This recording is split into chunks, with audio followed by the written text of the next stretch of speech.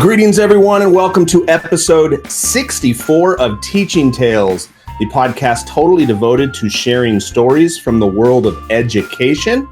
I am Brent Coley, an elementary principal in beautiful Southern California. Summer break has almost begun. I'm still at work, but it's no students, so we're getting some work done.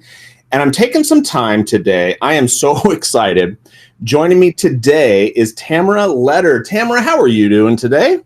I am doing great, Brent. I'm so excited to be on your show today. Awesome. Well, I know we were just talking before we started recording that the end of the school year, as anybody listening right now who is in education knows, is like absolutely crazy. We've been trying to get our calendars aligning so that we could do this, and it took school ending for it to actually happen. But I'm so glad that we can do it now.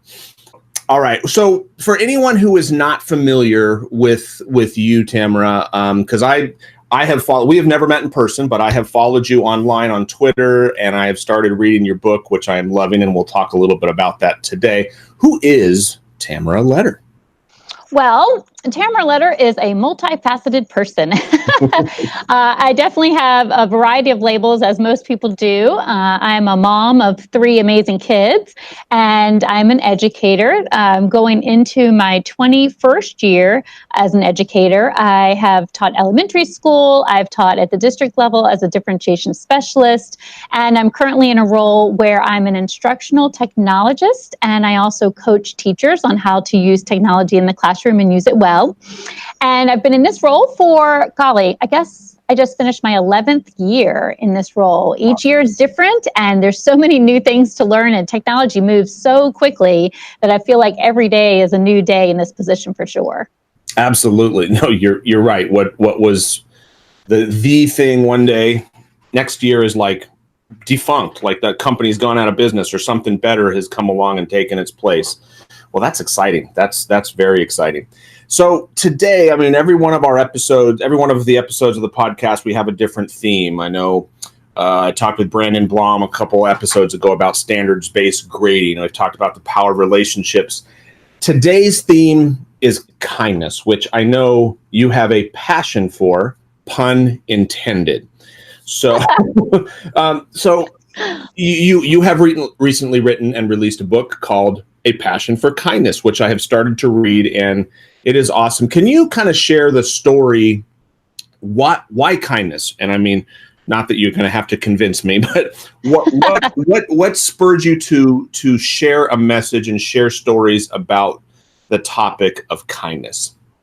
Well, Brent, it's been a long journey, actually, to get to this point. And I think the two paths have been separated paths that have joined together. So I think I've always had that little seed of wanting to be an author. That dream would go back to my elementary days, sitting in the classroom and thinking about, wow, what would it be like if I could write a book just like the authors that are writing the books that I'm reading? So I think that little seed was planted in me so many years ago. And then really, the kindness topic and the kindness theme didn't directly impact my life until I got into my 40s, actually. I was celebrating my 40th birthday and decided I wanted to do something a little bit different in that milestone year. And I made the decision to do 40 acts of kindness and to write the stories of everything I did. And it was a little bit of risk-taking for me. I didn't know at the time how to share my stories online. I didn't know what the reception would be for sharing those stories, because it didn't matter how simple the act of kindness was. I still wrote a whole story about it. So if I opened the door for you that day, lo and behold, that afternoon, I was writing a blog post about opening the door for you. And it was a little bit unconventional, I think, of a way to celebrate a birthday. But the more I started writing and sharing, and the more acts of kindness I did, I started to realize, oh my goodness, this is actually part of who I am. And as the different events occurred throughout my journey, which I talk about in the book, I started to kind of have that eureka moment of, this is my purpose. We always talk about, why are you an educator? Why are you choosing to stay in this path? And I've always thought that I was in education for students. And I suddenly realized why I'm in there for students, because I want to help the students to become the best people they possibly can be. And it really does start with kindness, and it starts early. So that journey for me was something that I felt had value for other educators. And so many different events happened along the way that I thought, wow, I wonder if other people would like to hear these stories too, or if people would like to join me on this journey and maybe start their kindness adventure as well. So that's what kind of sparked the book. And I had to overcome a little bit of fear putting that book pitch together, but I did, and I sent it off to Dave Burgess Consulting. And lo and behold, I got a book contract, and now my story's out there for the world to see. That is awesome, and as somebody who I'm passionate about stories, that's why we're doing this podcast, and it's why I wrote my book, to share my stories too. And I completely relate. It's one of the most terrifying things I've ever done. Is, I don't know if you can relate to that, is writing that and putting your stories out there. That, I wonder if if this is gonna resonate. I wonder if somebody's gonna like this. So very vulnerable. It's being very vulnerable. Very much so, yes. Yeah, but you're so right. We hear so often relationships. It's not about curriculum, it's about relationships. And that's totally true. And those relationships start with kindness. And it's so easy. I love how, again, I started reading your book, and I love the story that you shared at the beginning when you talked with your students about, has anyone been the new kid in school? And then you shared your experience being the new kid in school. And that just really resonated with me. Because I think how your student, do you want to share that story real quickly? Sure, absolutely. I was in the role that I am as an instructional technologist. I don't have students of my own. So when I go into the classroom to support teachers with their instruction, I kind of adopt their students. And I have a couple of classes that decided to dive a little bit deeper into kindness and make it a priority for lessons and conversations. And so in this particular case, I was working with a fifth grade teacher and her students. And we were about halfway through the year talking about kindness and doing different lessons and activities and integrating technology sometimes, but sometimes not. And we were suddenly realizing that we just hit a part of the school year where it was an all girls class, and they just were nitpicking. They just weren't getting along. And we realized that we could give them yet another lecture like everybody does, or we could pull them in with a story, show them by example of how their words impact others. And in that planning time with the collaborating teacher, I said, I've been the new kid in town. I know what it feels like to have someone be mean to me. And we started reminiscing about our bad experiences as kids. And I thought, what if your kids who have grown to have a pretty strong relationship with me listen to me being vulnerable, sharing a time where people's words really dug deep and hurt me and stayed with me for years and years. Mm-hmm. Maybe that's what it might take to get them to kind of stop and think about what they're doing. And so that's what we did. We planned the lesson accordingly, and I started the lesson talking about my own experiences of being the new girl in school and not knowing, all the feelings that go into not knowing where you're going or what you're doing, and the insecurities. And, how does that all fit in as you're just trying to be at school and walking in mid-year in a class where everyone's already got their friends, they already have their social circles carved out, and you don't. And the first thing, especially younger kids do, middle kids, secondary students do it as well, is they judge you. They look at you, they make assumptions. Adults do it too. And, it's natural to have that happen, but we have to be careful that the thoughts that pop in our head aren't the words that pop out of our mouth because those words matter. How we talk to people, how we treat them makes a difference. And so I shared some of the words that people had said to me about me that I overheard, and how, I'm in my 40s now. I still remember that. It's still so vivid. I don't remember what my teacher taught me that year. I don't remember the field trips that we went on, but I sure do remember those students' reactions when I walked into that classroom for the very first time. And so that led to some other activities where we had the kids role playing, and we ended up our lesson creating a Google form for the teacher, the students to complete anytime they had something they wanted to tell the teacher. It was one of those, I wish my teacher knew, but we made it digital and we made it accessible 24/7. So we took that Google form link, gave it a URL shortener so it was really quick and easy to type. And that helped us to communicate with the girls whenever they were having issues, and to help us realize when we might need to intervene to help them be kinder to one another. So it was a very impactful lesson. That's awesome. Well, I think so often that kindness that we can show to our students. I know when you were asking your kids, it was so negative. You were just sharing the story, like kids were just like, oh, they did this. And then one of your students said, my teacher was nice to me. And I think you write one of your things, and I was highlighting, and I want to try to pull it up here. Actually, I wrote it down. Do your words make people smile? That was something that just leapt off the page at me. It really did, because so often it doesn't even have to be your words. I think I asked social media, and doing some research for a similar to write on this topic was, what do you remember from your teachers, like from your favorite teachers? And kind of like you just said, you don't remember the lessons that were taught. You don't remember the field trips you went on, which I know that your teachers probably spent a whole lot of time on that.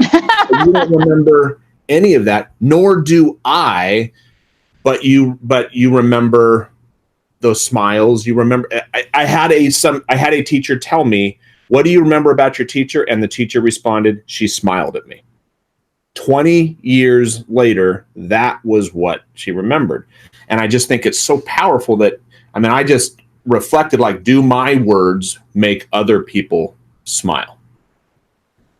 Yeah, words are important. And I think sometimes we underestimate the value that each of us have to transform someone else's day. Yeah. People view kindness sometimes as this natural attribute that people have, and they sometimes kind of want to shrug it off as not a big deal. But what I find is that kindness is kind of challenging sometimes. It's kind of hard to be kind to people that are a little rough around the edges, and but it matters and it's important. And if you can go through your day and you can make somebody smile, it just plants a seed within them to want to do the same for someone else. And so that kindness just spreads from one person to the next. And even though the one little act you did may not seem that big, it's really tiny, it can have just a monumental impact on those that are around you. Absolutely, because you never know what kind of day that person is having. And I think with our young students, but not just with our students, you work a lot with teachers. You don't have a roster of students of your own, so you work with teachers and their students. I work with students, but also teachers as a site principal. And the power that our simple actions, hey, nice haircut, like your haircut. So literally something like that could take a student going home like, oh my gosh, he noticed my haircut. He noticed my new shoes. Just kind words like that, and as innocuous as they may sound or seem, can be what a student remembers 30, 40 years later. Well, what those words tell those students and teachers too is, I noticed you. Mm-hmm. You matter. You're not invisible. You are important to me. You're so important that I actually stopped what I was doing, stopped what I was thinking about to look you in the eye, to make contact with you, to take a moment out of my day to just connect with you. And those are the little impacts of just that one little phrase. It's not just about the words. It's about the value that's attached to that relationship that is growing when you make those comments to one another. Absolutely. And I loved how you said stopping what you're doing. I'm guilty sometimes. It's something that I'm still working on. Is if I'm talking to somebody, and I don't know if you've ever been there, and you're at the computer, taking the hands off the keyboard, moving your body away from the monitor, and looking the person, because we want to multitask. I got a lot that I got to get done, but stopping what I'm doing and looking the person in the eyes and giving them their attention, because it does exactly what you said. You are what's most important right now. Everything else needs to be put on the back burner. How can I help you? I'm not always great at that, but it's something that I'm recognizing that I need to get better at. Right. And those are habits and things that we need to model for our students too, because they're growing up in a digital world, and it's very different from the one that all of us as educators grew up in. I mean, I look back and I think, the funny story I always tell my kids is, well, when I went to college, we didn't even have the internet, which of course makes me sound like I'm 150 years old, but it hasn't been that long ago. But the kids nowadays, it's just a completely different world, and their access to technology, whether it isolates them or actually makes them more connected, depending on how they use it, they still need guidance in how to harness those platforms that they're using to communicate with one another. And they need to know when to put the devices aside and have some face-to-face connection, and just how to navigate that. So I love that you are recognizing that within yourself and recognizing how that impacts that value statement that you're giving to others when you're listening to them. Still got a ways to go, but I'm trying. Hey, can you share a story, like a time when you've seen whether a teacher do one of those, whether it's a random act of kindness or an intentional act of kindness, or students doing it to students, where you were just like, oh my gosh, that is worth sharing? Do you have a story like that? Oh my goodness, we could be here on this podcast for years with all the stories we have to share. Just one, Brent? No. So one of my many favorite stories. We do kindness passion projects with some of our classes at school that dive a little bit deeper with the kindness initiative. And the premise of that project is where the students actually receive money. They receive a $10 bill, and they design their own kindness project to do whatever they want to do. And the only specifications we give for them is that it has to be spent on someone else outside of the community is ideal. But if it's at school, that's fine. But it can't be like your best friend. It can't be your mom. And you have to design the project from start to finish. You have to create a budget of what you're going to spend, how much it's going to cost. You have to research it all. And then you have to do the act of kindness and share your voice with the world, because that ripple effect of kindness occurs when we share our stories. And I know there's a lot of people out there who might think, well, I do my acts of kindness in private and I don't want to share that because it's not about the attention, it's about being kind. And I completely agree with that mindset. But if nobody ever shared any of their stories, nobody would be inspired to do more and to have some different ideas. So one of my favorite stories from the Kindness Passion Projects, I had a student who was really excited about her project. She was going to do it at home, and she didn't quite want to tell us at first what she was doing, but she said that her dad might help her. And we were like, okay, well, that's, we want the parents to know what you're doing. And if they need to help you, that's perfectly fine. Well, what she ended up doing was she took her $10 and she bought note cards and fancy pens, because she didn't have fancy pens. And this was a big deal for her to have these fancy gel pens. And this stack of 50 index cards, she wrote compliments, one compliment for every single card in the stack.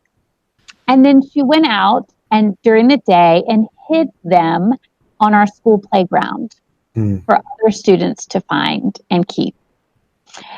And it was just so exciting to be with her and to see the joy radiating off her face when she went outside to hide them. She invited me to help her because 50 cards is a lot to hide when you only have a few minutes.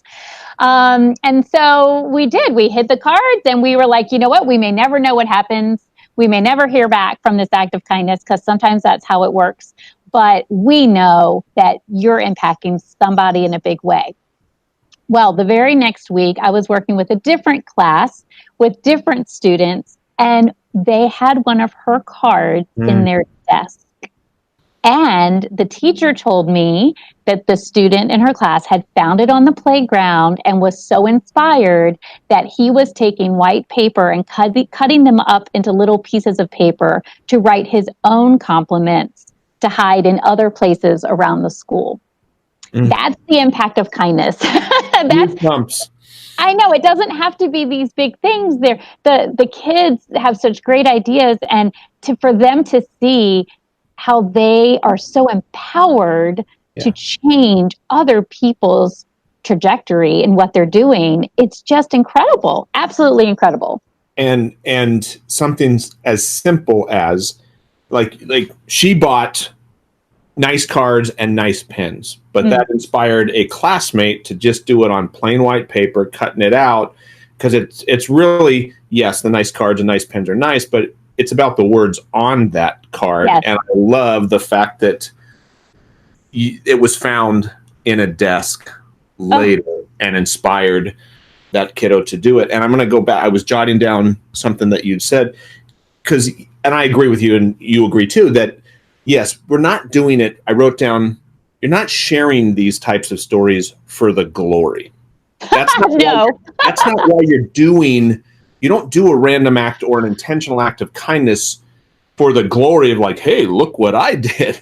But you do it, like you said, to inspire. I think about those, we've all watched, I'm sure, those YouTube videos of cool things where people do kind things for other people. Aren't uploading that for glory. They're uploading that to inspire people, which then inspires other people. And that reminds me, during the last week of school, one of my 5th grade teachers came up and said, hey, Brent, do you have a minute? And I said, sure. What's up? And he's like, don't worry, it's a good thing. It's like, whew, no fights on the playground or anything like that. He said, no, I want to share with you a story of what just happened with my class. And he's like, and you're going to love this. I'm like, have a seat, my friend. And he says, we were out playing wiffle ball. Last week of school, you got a lot of these fun days and game days and stuff like that. He said, I took my class out. We were playing wiffle ball. And one of the students from one of our special education classes had come and joined the class. He was mainstreaming for some time in there. And it was his turn up to bat. And the teacher says, it was his turn up to bat, and I was pitching to him. And I kept pitching. He kept swinging and missing, probably took about 15 pitches, but he hit the ball. And it was a little short pop fly into right near one of my students. And he said, and my student put his hands up and dropped the ball. But did it in a way, he's like, but Brent, he did it in a way that didn't look like he was trying to drop the ball, but he was trying to drop the ball. He kind of did that, and the student, meanwhile, was running to first base, and he throws it, and he overthrows first base. And student rounds first, and is now heading to second base. And all the students are getting the ball, and they're throwing it, and the teacher says, Brent, the students are lowly, but saying drop the ball, throw it in a way that was. He said, I was getting major goosebumps listening to this story because the class recognized, let's do something kind for one of our fellow students.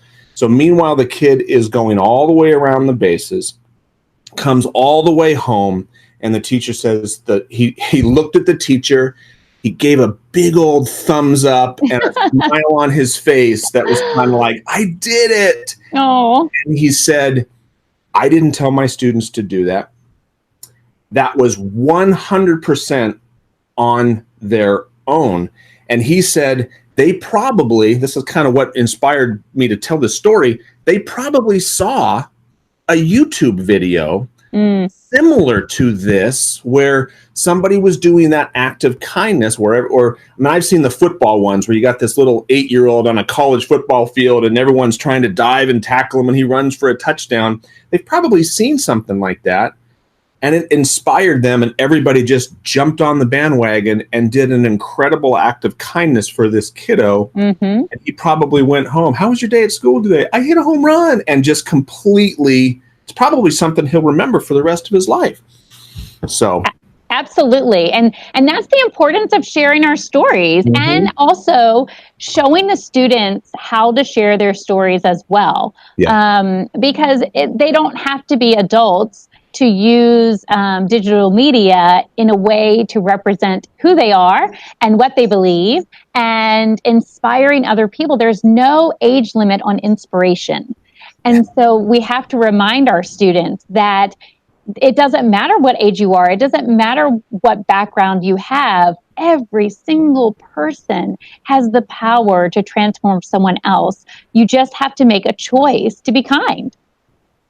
There's no age limit on inspiration. Oh my gosh, I'm jotting this down.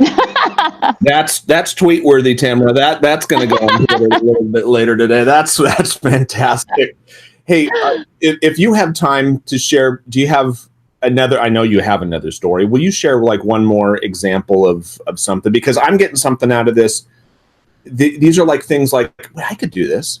I could do this with my class. I'm hoping that anyone listening right now is taking something like this and like, oh, let me try to replicate that. Do you have another story similar to the one you just told? Absolutely. We definitely try to instill kindness in our students in a multitude of ways. And I know that if you're looking for kindness ideas, oh my goodness, you can just, scroll through Passion for Kindness hashtag on Twitter, because lots of people are sharing there, or just Google kindness activities and see what comes up.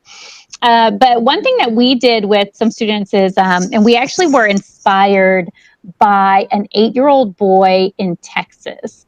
I write about it in the book, but there's a boy there named Jetstream Jax. And I came into contact with him through Barbara Gruner. She was a student at his school. And this is the time when the hurricanes were coming through his community. And they were desperately needing some help, and their community just got slaughtered by this hurricane. I mean, trees down and flooding, and people lost their homes, and massive, massive tragedies with all of that. And so anyway, he wanted to do something. And so he decided to have a fundraiser where people could just donate coins and send it to this organization, and they would rebuild playgrounds that were affected by the hurricanes, not only in Texas, but also Florida and Puerto Rico. And so when I saw his video on YouTube, instantly I was like, oh my gosh, I have to ditch our whole lessons on what we're doing for kindness, because this kid is incredible. And so I showed it to my students and said, what should we do? And they said, oh my gosh, we need to collect coins for Jetstream Jax. And I said, okay, let's collect coins. So we collected coins and we sent them on, and we figured that was it. We did our part, and hopefully they got the money and all is well. Well, we ended up staying in contact with him, and we got to see the transformation of the playground being built. We got to connect with him on Google Hangouts and actually see him run around the playground and play on the equipment and answer questions for us. And one of the things that they did as they were rebuilding their playground is they created a peace garden that was filled with colored rocks that the families had come together to paint and to design. And so for our school and our classes, we had decided, wow, we should paint some rocks too. That sounds like fun. And in our local community, we have RVA Rocks, hashtag RVA Rocks. And it's just an organic community that puts positive messages on little rocks and hides them. And when you find them, you can take a picture of it and show it on their Facebook group and re-hide them or keep them. So we decided to do that as well and make these kindness rocks. Well, the day that we were painting kindness rocks, we had invited our local news crew in to see what we were doing. Because again, telling your story, sharing your story with the world is important. And what better way than to have your local news station actually sharing some kindness on their evening news? So we paint these kindness rocks. And lo and behold, that was the same day that we had the tragedy strike at Marjory Stoneman Douglas High School. And the kids decided they wanted to send their kindness rocks to them instead of keeping them at our own school. And so to have students pour their hearts into creating these mementos of kindness and hope and joy for people that needed that so much in that moment was simply inspirational. And And a lot of times I've seen other classes and other schools make kindness rocks and hide them around their communities. And you just never know. You never know who's going to need that little pick-me-up. You never know when one person is going to come across a rock that says, you matter, you're worth it, and some people that might just be the exact words that they need to hear that day. So I love those types of activities where students can share their passion for kindness and uplift others, whether it's kindness posters in the hallway or compliment cards in the classroom, or even kindness rocks. I think it's just important for us to embrace any opportunity to empower kids to be kind. Absolutely. Well, and I love the fact that their idea was, hey, we've just invested all this time to make these. Can we give them to them? It's like you're telling that story and I'm like, there's hope for our world. Yeah. Yes. When we have young people who take it upon themselves, going back to you, there's no age limit on inspiration. There's no age limit on great ideas. And it's just so comforting and encouraging when our young kids, it wasn't the teacher saying, hey, we need to do this. I love it when it comes from the kids. That's just fantastic. Well, they were so excited. They said, well, we definitely, because I had asked them, I said, without going into too many details, because they're younger kids, they're 10 and 11, but just said there was a tragedy at a school on the same day we were painting our rocks. And, they had agreed that we should mail them. And then a few of the voices piped up and said, wait, could we make more rocks? That way we could send rocks and we could still have rocks here. And that's what we did. We actually ended up making more rocks and carving out time to do that because it was important and it was their idea. That's awesome. Well, anytime I talk with somebody and I'm getting so much out of this, I always like to say, it's like, it doesn't matter if anybody listens to this because I'm getting something out of it. So thank you. Me too. I love chatting. I always get inspired by the people I chat with as well. Yeah. So, and I always like, so what's the moral, or what, if anyone listening, taking away, like what I'm taking away from this is, it doesn't have to be big. It can be painting a rock. It can be writing a compliment on a card, on a regular piece of paper. It can be a simple comment. Say, again, I like your shoes, to that little first grader coming in, or wow, nice jersey. Oh, you're a fan of that team too. Me too. And you make a connection to an adult. Hey, nice job on that lesson today. You rocked it.